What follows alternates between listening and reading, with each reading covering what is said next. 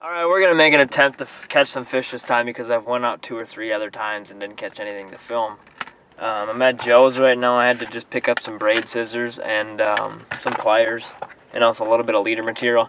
I'm going to head east and go fish some lakes out there. Then I'm going to come out here into the metro towards dusk and going for largemouth today. I'm going to drop shot, throw jigs, and we'll see how it goes. It's a little hotter today. We've had some cooler weather late August, but it's early September now.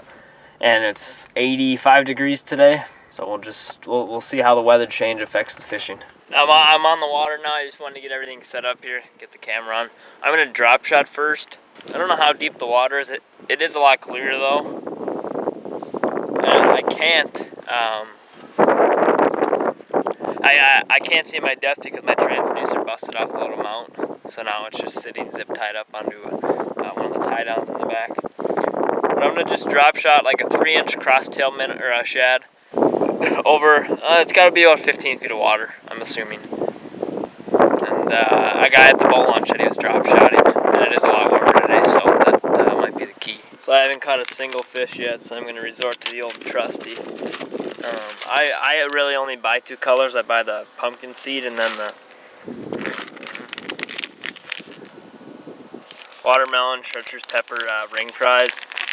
But water's real clear, so I think I'm gonna go with just a straight pumpkin seed. This is the lake. If you haven't seen the video, this is where I had the cops called on me for trespassing. So I'm gonna go right back to the same spot and just catch some more fish from it. Well, as long as it's anchored right here, I'm gonna stick my trolling motor right down there and just walk right up there.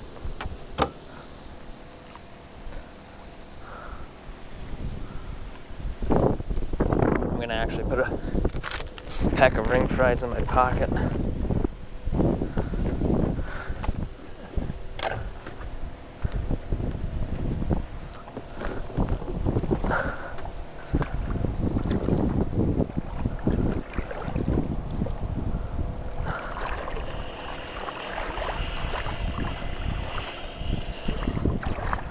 Look at that homemade power pole.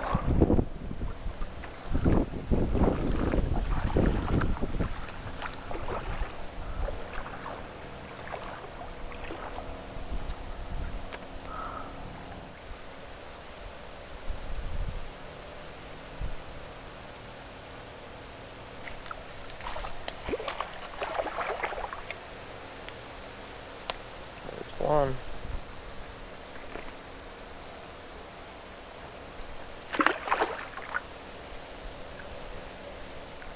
He's not big though, it's weird. There's no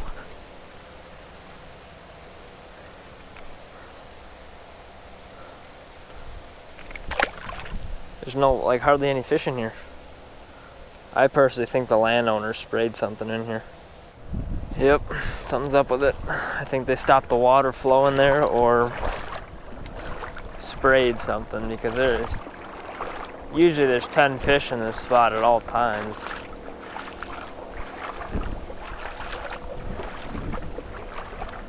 I'm gonna move lakes. I'm not even gonna mess with this.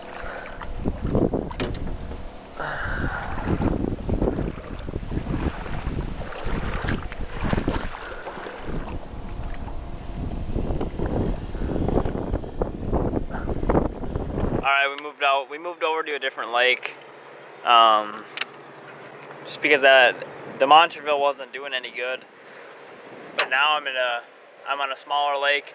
I'm throwing just a tiny little black and blue jig with a small crawd trailer. 1/4 ounce. I'm gonna go lighter today, and I just have a medium action rod.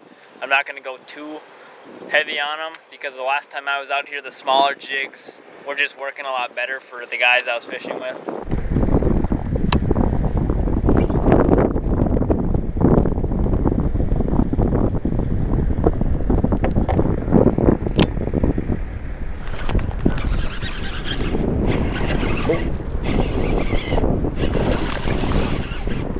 Fish.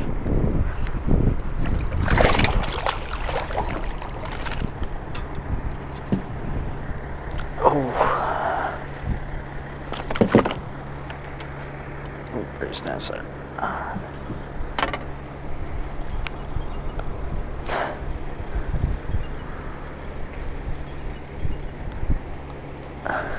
Ooh, got him right in the tongue.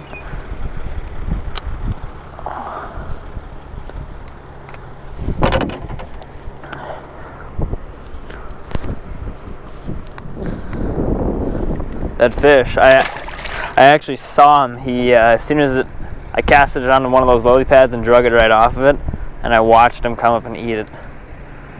But then I just waited a little bit to make sure that it was actually a fish, because it's kind of hard to tell.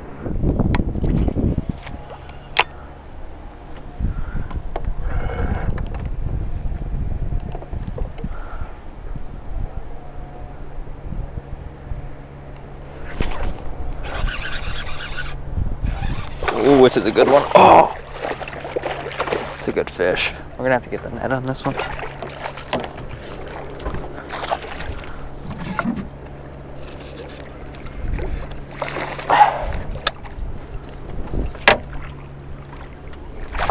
Oh, it's a good one.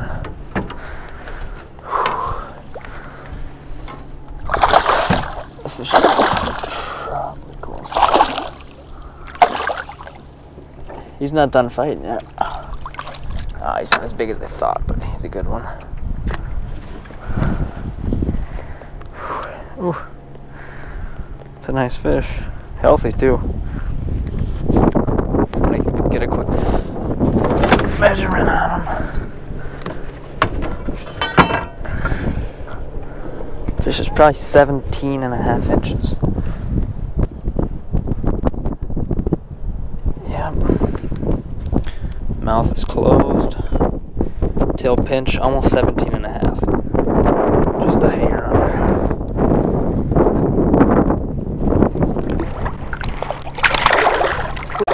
Ooh, it's a good one. This is exactly why I buy really cheap jigs. Because no matter how expensive ones you're gonna buy, they're all built with very similar components.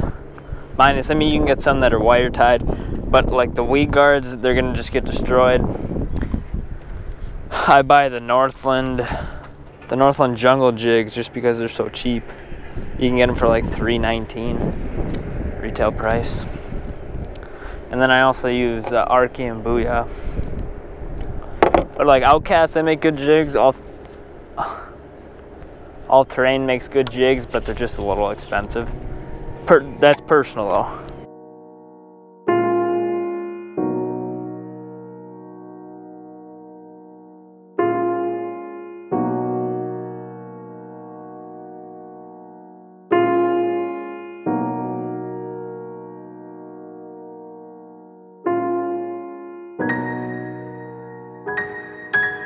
So I ended up going to that other lake, but I didn't fish, and I didn't even put the boat in the water because where I had to launch, all the spots were taken up, and then the overflow parking is about 3-4 blocks away, and I wasn't going to leave the vehicle just sitting there.